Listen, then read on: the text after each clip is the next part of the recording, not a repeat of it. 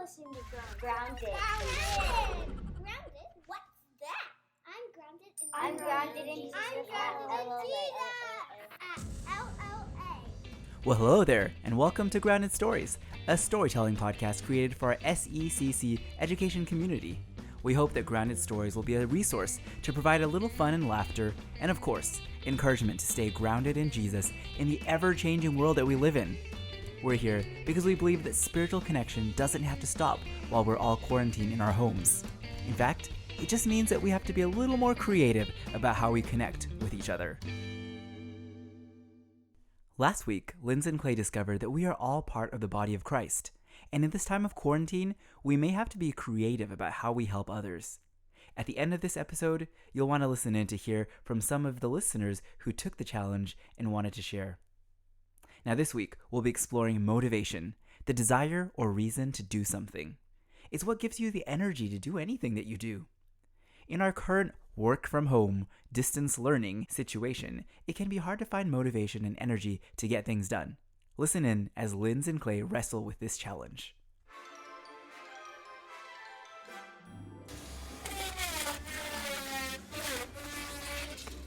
Patio pallet bench sanded. Check.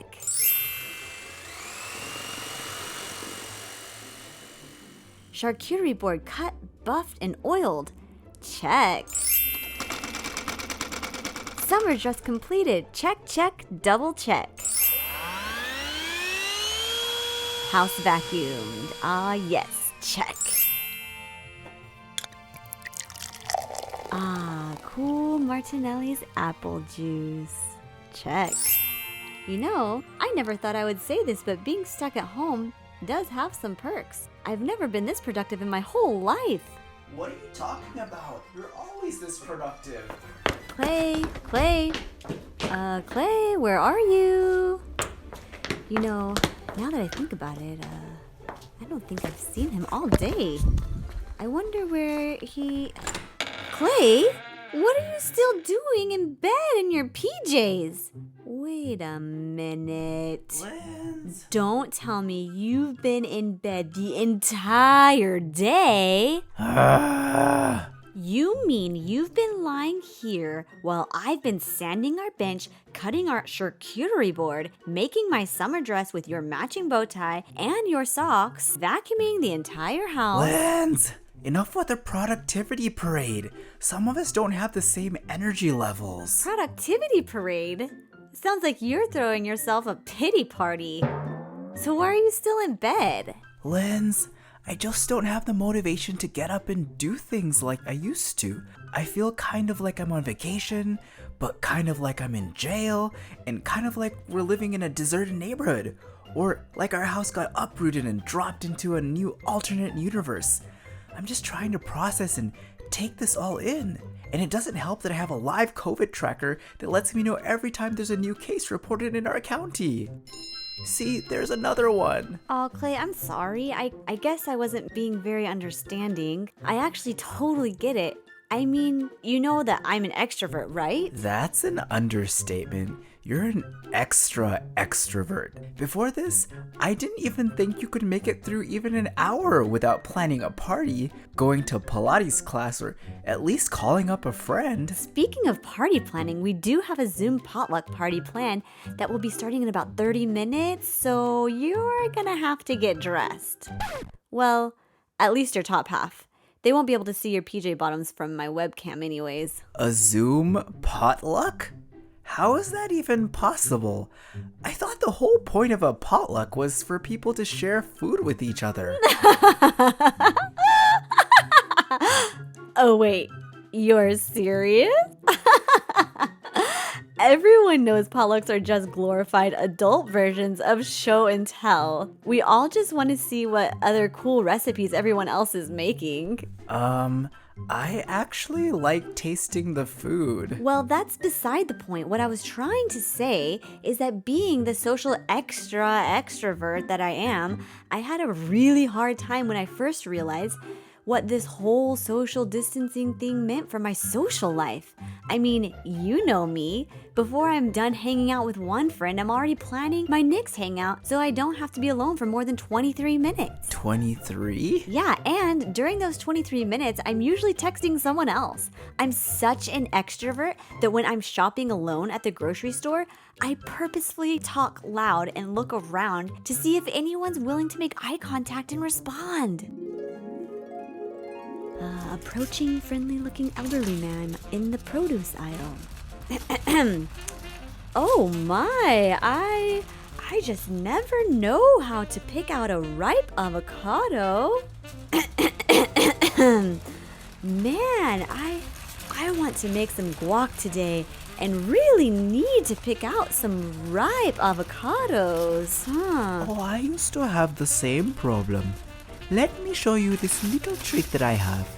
You see, the store puts these bright orange stickers on some of them. Can you help me read what that says? Oh, yeah. Oh, yes. It says ripe. Silly me. Well, there you have it. Oh, thank you, sir. You have been such a great help. My name is Linz. How's your day going? You know, I was just grabbing a few groceries and I'd better get going now. Well, nice to meet you. Bummer. I'll have to find someone else to talk to.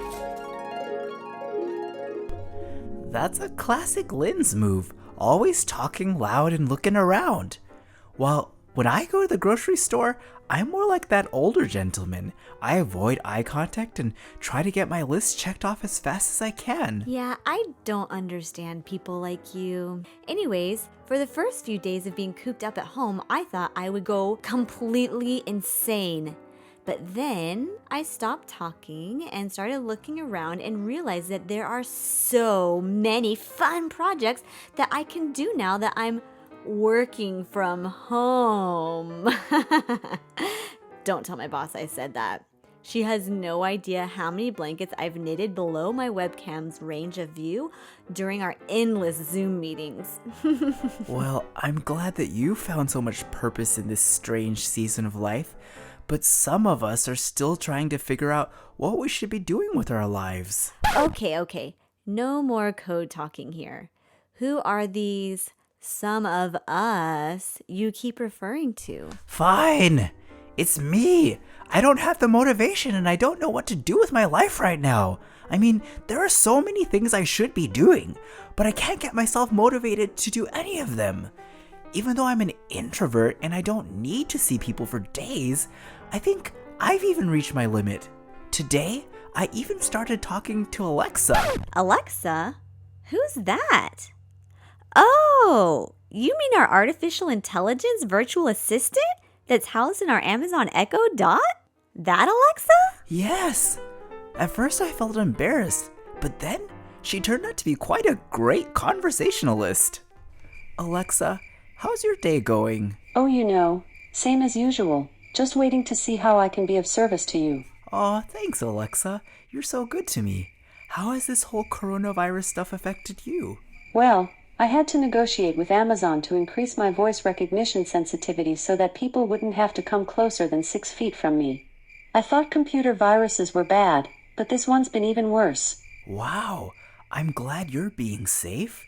But do you ever struggle with finding purpose and motivation? No. I'm used to being cooped up in people's houses and I don't have time to think about things like that. I'm so busy answering people's questions and ordering cleaning supplies and singing 20-second songs for people who want to be entertained while they wash their hands with soap for the appropriate amount of time. Wait, you can do that? Alexa, sing me a song for 20 seconds. Okay, here we go. Wash your hands, everybody. Everybody, wash your hands. So here's a song, sing along. Tell germs nope, grab the soap. Make soap bubbles on the double. Halfway there, give a mean stare to all the germs. Make them squirm, say goodbye, don't be shy. Rub a dub, give a good scrub. Suds aplenty, now you're at 20. Okay, if you're that desperate for social connection, You know you can just call or FaceTime with a friend, right? People really shouldn't call it social distancing. It's more like physical distancing, you know? Because with all of our technology, you can still really stay closely connected with all of our friends and family. No virus should ever be able to stop us from connecting with others. Anyways, I feel like we have an even bigger problem on our hands than that, though. Not my hands. I just washed them for 20 seconds with Alexa just a few minutes ago. No, I mean, we need to figure out how to get you out of bed and feeling better again. Oh, I see what you mean. So, let me get this straight. You're feeling cooped up, almost like you're in prison. You feel distant from friends and family. You don't know what the future holds. And you're struggling to find purpose and motivation. Yes, and yes. I think I have the perfect story to share with you. Or why don't we just ask your newfound friend to tell it? Alexa, tell us the story of Joseph from the Bible. Opening your dramatic Bible story skill. Long, long ago, in a land far, far away, there lived a precocious little lad named Joseph. Loved by his father, wearing the finest fashions and surrounded by more brothers than he could count, life was good. That is, until the dreams started. He had had several dreams that had him at the center of all of his family members bowing down to him, and this didn't settle too well with his brothers, as you might expect. His brothers made a plot to get rid of him. What? Oh, no! They sold him into slavery and ended up in a faraway country named Egypt. Where's that? This is the same Egypt that Moses was in. Let my people go. Who's Moses? Oh yeah, he comes after you in the Bible. So anyways, Joseph found himself stuck as a slave in the house of his master Potiphar, who was captain of the guard for the king of Egypt, Pharaoh. Wait a minute.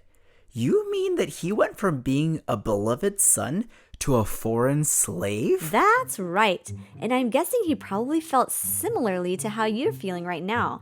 He definitely couldn't freely leave his house. He didn't even have a house. He was really, really far away from friends and family. He had no idea what his future would be like, and he probably wondered what his purpose was too. Well, the one difference is that he probably had motivation. Didn't slaves get punished if they didn't do their work? Yes, but I don't think he ever got in trouble. Let's just get back to the story. Alexa, keep playing story. God was with Joseph, so that he did well in all things, and he lived in the house of his Egyptian master. When his master saw that God was with him, and that God gave him success in everything he did, Potiphar liked him, and Joseph became his top servant. Potiphar put him in charge of his entire house, and he trusted Joseph to take care of everything. The only thing that Potiphar had to do around the house was eat his own meals. Joseph took care of everything else.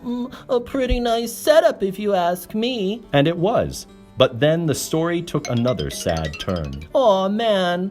I was just getting used to this place. Joseph was wrongly accused of something that he did not do, and ended up being thrown in jail for it. What? That's not fair. I'm innocent, I tell you. But no one cared about the rights of slaves in those days, so he ended up in jail anyway. Wow, that's worse than being stuck in the house. But while Joseph was there in the jail, the Lord was with him. He showed him kindness, and the guard of the jail liked him so much that he put Joseph in charge of everything that happened in the jail.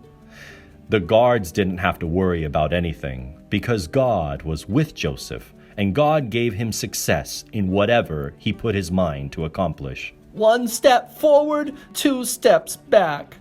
But at least God's with me, and I'm able to serve him here. Joseph was diligent in his work. What'd you call me? Buddy, relax. I said diligent. Like when you work hard at everything you do. Oh, thanks, man. Just when it looked like things couldn't get any worse. They didn't. They finally started getting better. God helped Joseph by giving him wisdom to help a servant of the king, and then later to help the king himself. The king was so impressed that for the third time Joseph was put in charge of everything. But this time, it wasn't just in charge of one house or one jail. He was in charge of the entire country of Egypt. No one was more powerful than Joseph except the Pharaoh himself. Now that is the best setup yet. And from his position as the commander of Egypt, Joseph helped Egypt to become successful during a really, really difficult time. That concludes the story of Joseph from your dramatic Bible story skill. Is there anything else I can play for you? No, that's it, Alexa. Thanks. No problem. Now will you put me in charge of your entire house? Well, you're already in charge of our music, thermostat, and some of our lights. I think that's all we need for now. Oh, all right. Wow, Linz, you were right. Joseph's story was perfect for me. He was in a way worse situation, but somehow he was able to get out of his bed, or cot, or sleeping mat, or whatever he used back then, and he was still diligent and hardworking in all that he had to do. Exactly. So the question is, what do you think motivated Joseph? You know, I don't know if you picked up on this from the story, but the Bible said in each situation he was in, God was with him and blessed his hard work. It kind of reminds me of another Bible verse found in Colossians 3:23. It says, whatever you do, work at it with all your heart as working for the Lord, not for human masters. I'm pretty sure Joseph nailed that verse, even though Paul hadn't written it yet. He may have even inspired that verse. So what you're saying is that Joseph was motivated to work with all of his heart because he looked at his work in a very different way than I do. He didn't think of it as just doing work for his master, but he saw all of his work as work that he was doing for God. Yeah, I guess so. You know what else struck me from the story? What's that? Well, it seemed that even though his work was not that important in the beginning, the people he was working for noticed his diligence and how the Lord was blessing his hard work, and they kept giving him more and more important jobs to do. Because he was diligent in the small things, he kept getting more and more important work until he was basically the leader of an entire country. Yeah, and I don't know what's more important than that. Yeah, but somehow I don't know if Joseph would have thought that being the leader of the country was any more important than being a slave, because he saw all of his work as work that he was doing for God. Righto. So, does that help you at all? No. Well, yes. Well, kind of. I do feel more motivated, but it's still really hard. Well, like you said, Joseph didn't just jump up and start leading a country on day one. Just as I'm guessing you're not going to jump out of bed right now and start driving the productivity parade. But he was diligent one step at a time. As someone once said, you just have to do the next right thing. You are lost. Hope is gone. But you must go on and do the next right thing. Wow. Just wow. Well, I guess I'll never be a Joseph or a Princess Anna or Kristen Bell for that matter, but I guess I could take the next step to get out of bed. Well, how about you take the second step as well, because our show and tell Zoom potluck starts in exactly 4 minutes and 25 seconds. Linz! Come on. Friends, like Clay, you may struggle with having motivation to get off your bed, couch, or chair, put down the phone, video games, and stay motivated to get your schoolwork and chores done. It's understandable. I mean, our routine has been messed up, our teachers aren't walking around our living rooms keeping us focused on our assignments, and we aren't allowed to do some of the fun things that we used to look forward to. If you struggle with being motivated, we hope that Colossians 3:23 will help to inspire you. Whatever you do, work at it with all your heart, as working for the Lord, not for human masters. That means that we're not doing all of our math assignments, Zoom meetings, and chapter book readings for our teachers, or even for our parents. We're doing them for God. He's given us amazing brains to learn, and when we are diligent like Joseph, we not only will be blessed by God's presence and the success that follows, but we will also be growing in perseverance and grit. If we can stay diligent throughout this challenge, we will be better prepared for even greater and more amazing opportunities that God has in store for us in the future. So, keep getting out of bed each day, working with all your heart. And if that's too much, just do the next right thing, however small it may be. Ready to take the challenge? Last week, some of you took the challenge to be Jesus' hands, feet, appendices, and nostrils. Listen in.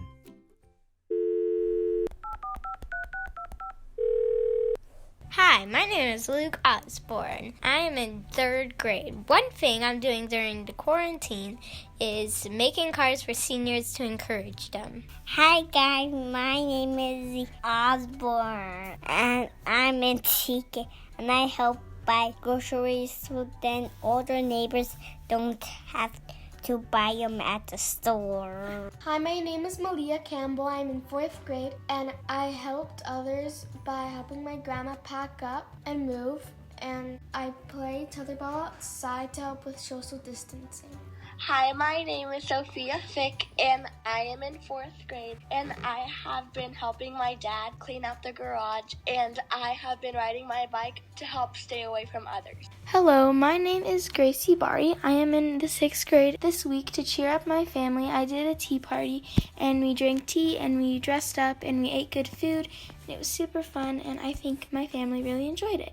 Hi, my name is Luke Figueroa, and I'm in the 3rd grade. To help my community, I'm staying home to stop the spread of the coronavirus. My name is Emily Newland, and I'm in 3rd grade. I helped my mom put away groceries and start a new vegetable garden. Thanks to all our listeners who sent in recordings of how they've met the challenge.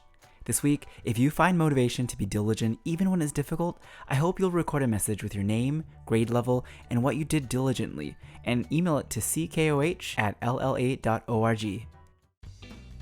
Thanks for listening to this episode of Grounded Stories. This episode will feature the voices of yours truly, Clayton Coe, and my lovely wife, Lindsay, and our very talented friend, Brandon Stoltz. Grounded Stories is produced for the Southeastern California Conference of Seventh-day Adventists Office of Education. We hope that these stories will help to keep us all grounded as we live by faith in Jesus.